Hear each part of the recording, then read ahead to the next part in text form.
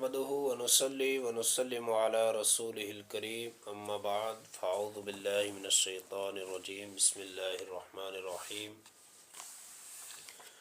امید کامل ہے کہ آپ سبھی احباب بخیر و عافیت ہوں گے۔ رب العزت سے دعا ہے اللہ تعالیٰ آپ کو خوش رکھے، آباد و شاد رکھے، ہر پریشانی سے محفوظ رکھے۔ آج ایک نئے ٹاپک کے ساتھ ہم آپ کی خدمت میں حاضر ہوئے ہیں۔ ویڈیو شروع کرنے سے پہلے آپ کی خدمت میں عرض ہے کہ جو ہمارے اس چینل پر نئے ہیں ان سے گزارش ہے کہ ہمارے اس چینل کو ضرور سبسکرائب کر لیں۔ ویڈیو اچھی لگے تو لائک اور شیئر کرنا ہرگز نہ بھولیں۔ آج کا ہمارا ٹاپک یہ ہے کہ کیا میت کے گھر میں کھانے کا انتظام کرنا درست ہے یا غلط ہے؟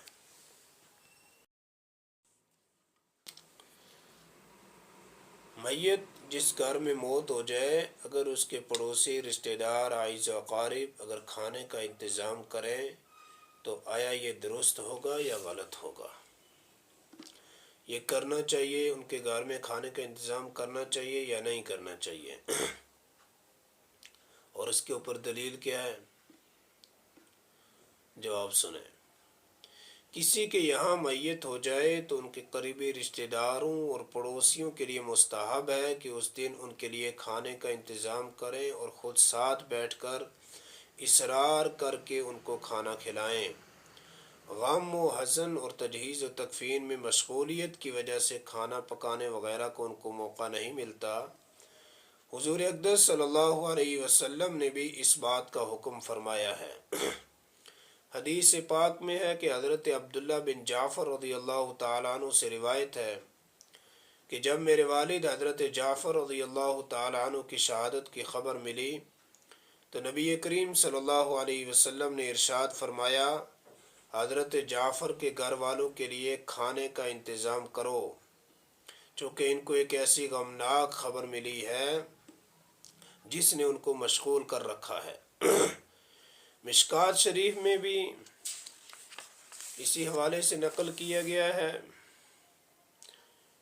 حدیث میں اس بات کی دلیل ہے کہ پڑوسیوں اور رشتہ داروں کے لیے مستحب ہے کہ وہ اہل میت کے لیے کھانے کا انتظام کریں۔ اہل میت کے علاوہ دوسرے لوگ یہ کھانا کھا سکتے ہیں یا نہیں، اس میں علماء کا اختلاف ہے۔ یہ تو بات اب تک تھی اہل میت کے لیے، یعنی میت کے اعزا و اقارب کے لیے، رشتہ داروں کے لیے، حقیقی وارثین کے لیے۔ اب مسئلہ دوسرا ہے کہ میت کے علاوہ جو لوگ ہیں کیا وہ یہ بھی کھانا کھا سکتے ہیں یا نہیں کھا سکتے؟ اہل میت کے علاوہ دوسرے لوگ کھانا کھا سکتے ہیں یا نہیں کھا سکتے، تو اس میں علماء کا اختلاف ہے۔ علامہ ابو القاسم علیہ رحمہ فرماتے ہیں کہ جو لوگ اہل میت کے تعاون، تجہیز و تکفین میں مشغول ہوں ان کے لیے کھانے میں کوئی حرج نہیں۔ مشکات شریف میں شرح مشکات میں یہ حدیث موجود ہے۔ یہ حدیث اس بات پر دلالت کرتی ہے کہ اقرباء اور پڑوسیوں کے لیے مستحب ہے کہ اہل میت کے لیے کھانے کا انتظام کریں، اور حدیث کی مراد ایک دن رات کھانے کا انتظام کرنا ہے۔ اس لیے عام طور پر غم و حزن کی وجہ سے ایک دن کھانے کے انتظام سے قاصر رہتا ہے۔ پھر جس طرح کھانے کا انتظام کرنا مستحب ہے، یہ بھی سنت ہے کہ اصرار کر کے ان کو کھلائیں تاکہ غم و حزن یا حیا کی وجہ سے ترک طعام کی بنا پر کمزور نہ پڑ جائیں۔ شامی میں ہے، حدیث پر عمل کرنے کی نیت سے اہل میت کے رشتہ دار، پڑوسی یا متعلقین ان کے لیے کھانے کا انتظام کریں تو یہ امر مستحب ہے اور قابل اجر و ثواب ہے، اور اہل میت کے ساتھ اظہار ہمدردی اور غمخواری ہے۔ مگر یہ کام صرف رضا الہی اور عمل بالحدیث کی نیت سے ہونا چاہیے، محض رسماً دکھاوے اور ناموری کی نیت سے نہ ہو، اور محققین کے نزدیک اس کی معیار ایک دن اور ایک رات ہے۔ یہاں تک مسئلہ تو واضح ہو گیا۔ اگلی بات یہ ہے کہ آج کل جو عام رواج لوگوں میں پایا جاتا ہے کہ اگر کسی گھر میں موت ہو جائے تو پھر اس گھر میں لوگوں کا تعزیت کے لیے آنا اور پھر ڈیرے ڈال کر بیٹھ جانا ایک جو ہے طویل عرصے تک، یعنی بعض کے ہاں تو 40 دن تک لوگ، اور ایک طریقہ کار رہتا ہے، لوگ بس دن کو اپنا کام کاج کرتے ہیں اور رات کو آ کر کے وہاں پر بیٹھ جاتے ہیں اور کھانا پک رہے ہوتے ہیں اور کھلا رہے ہوتے ہیں۔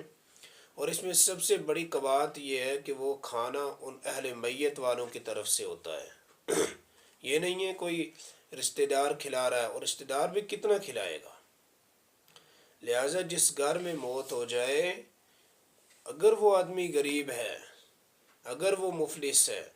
اگر وہ پریشان حال ہے، تو چاہیے ہمیں یہ کہ ہم تعزیت کر کے، فاتحہ کر کے، دعا کر کے واپس آ جائیں، وہاں پر کوئی چیز کھانے کی کوشش نہ کریں، کیونکہ وہ تو مجبور ہے محض ہیں، وہ تو کہیں گے جی کھانا کھا لو، چائے پی لو، ہیں؟ تو ہمیں چاہیے کہ ہم مناسب جان کر کے وہاں پر کچھ بھی نہ کھائیں، تاکہ ان اہل میت کے اوپر ایک تو ان کا بندہ چلا گیا، ان پر غم و الم کا پہاڑ ٹوٹ گیا، وہ پریشان ہیں، اور دوسرا اوپر سے ہم جا کر کے وہاں بیٹھ کے کھانے کے لیے، اب ایک آدمی غریب ہے، ایک ریڑھی والا ہے، ایک رکشہ چلانے والا ہے، جس کے پاس ایک ٹائم میں 5,000 روپے نہیں ہیں، اس کے گھر میں اگر موت ہو جائے، وہ کفن کے لیے پیسے ادھار لے کر کے کسی سے میت کو کفن دے رہا ہے، اور پھر اس کے بعد ہم وہاں ڈیرے ڈال کر کے بیٹھ جائیں اور کھانے کے لیے، تو بتاؤ کہ وہ آدمی کتنا پریشان ہوگا، اور کہاں سے وہ اتنے پیسے لائے گا اور اتنا بڑا راشن لائے گا کہ لوگ آ رہے ہیں، کھا رہے ہیں، پکا رہے ہیں، جا رہے ہیں۔ اور بعض کے ہاں تو جو ختمات دیے جاتے ہیں، تیجا، 40واں، 15واں، تو یہ 7واں، تو یہ بھی کوئی ضروری نہیں ہے، شریعت میں کہیں نہیں لکھا ہوا کہ یہ دن متعین کر کے آپ جو ہے ان کے پیچھے ختمات پڑھائیں۔ اگر بندے کو پاس توفیق ہے، اگر اللہ نے دیا ہوا ہے، اس کے پاس، وہ غریب نہیں ہے، صاحب مالدار ہے، تو وہ کوئی دن متعین کیے بغیر جب چاہے، جس ٹائم چاہے، اپنے اہل خانہ، اپنے جو ہے جو اہل میت کے لیے احسان ثواب کروائے، کوئی حرج کی بات نہیں ہے۔ لیکن یہ ہے کہ ایک اس چیز کو ضروری سمجھ لے کہ ایک آدمی ہے، اس کے پاس صرف اپنے جو ہے اہل میت کے لیے کفن تک کے پیسے نہیں ہیں، لیکن اب یہ ختم اس کو بیچارے کو پڑھانے ہیں، اور یہ مجبوری ہے، نہیں پڑھائے گا تو ناک کٹ جائے گی، نہیں پڑھائے گا تو رشتہ دار تانا ماریں گے، نہیں پڑھائے گا تو لوگ بڑی بڑی باتیں کرنا شروع کر دیں گے، تو اب وہ مجبور محض ہے، اب وہ کسی سے سود پر پیسے لے گا، کسی سے قرضہ لے گا، اور قرضہ لے کر کے وہ ختم پڑھوائے گا۔ مجھے بتائیں کہ ایک تو اس کا بندہ چلا گیا، اوپر سے وہ اتنا مجبور ہو گیا، کس وجہ سے؟ ہمارے معاشرے کی وجہ سے، ہمارے حق نہ بیان کرنے کی وجہ سے۔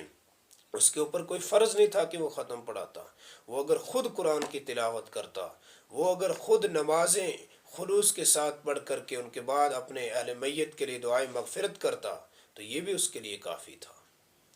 کوئی ضروری نہیں تھا کہ لوگوں کو اکٹھا کر کے جو ہے ان کو کھانا کھلوائے، کوئی ضروری نہیں تھا، لیکن ہمارے معاشرے نے اس کو ضروری بنا دیا ہے، اور جو اس کو منع کرے یا اس کو روکے یا اس کو غلط کہے، تو بس اس کے اوپر فتویٰ ٹھونک دیا جاتا ہے کہ جی یہ وابی ہو گیا، لہٰذا یہ ختموں کا منکر ہے، اصال ثواب کا منکر ہے۔ تو ہم اصال ثواب کے منکر نہیں ہیں، اصال ثواب آپ کریں، اور جتنی توفیق ہو آپ کریں، آپ دن رات بیٹھ کر کے جو ہے تلاوت کریں، درود شریف پڑھیں، ذکر کریں، اور پھر اس کا ثواب جو ہے اپنے اہل میت کو بخشیں، ہمیں کوئی اعتراض نہیں ہے۔ لیکن مسئلہ یہ ہے کہ کسی غریب کے اوپر اس کو ٹھونس دینا اور اس کو مجبور کر لینا کہ نہیں جی اگر تو نے ختم نہیں پڑھایا تو تیری ناک کٹ جائے، تو یہ پڑھانا ہی ہے، چاہے تو سود پر پیسے لے، یہ غلط بات۔ اس چیز کو ہمارے معاشرے سے ختم کرنا چاہیے۔ تو اہل میت کے لیے کھانے کا انتظام کریں، لیکن یہ نہیں ہے کہ خود بھی وہاں ڈیرے ڈال کر کے بیٹھ جائے اڑوس پڑوس والے، اور سارے رات کو اکٹھا ہو کر کے وہاں کھانے۔ ہمارے ہاں ایک جگہ موت ہو گئی، اور اس کے بعد اتنے لوگوں نے ڈیرے ڈالے وہاں پر، کم از کم 4 لاکھ روپے کا راشن ان کا لگ گیا صرف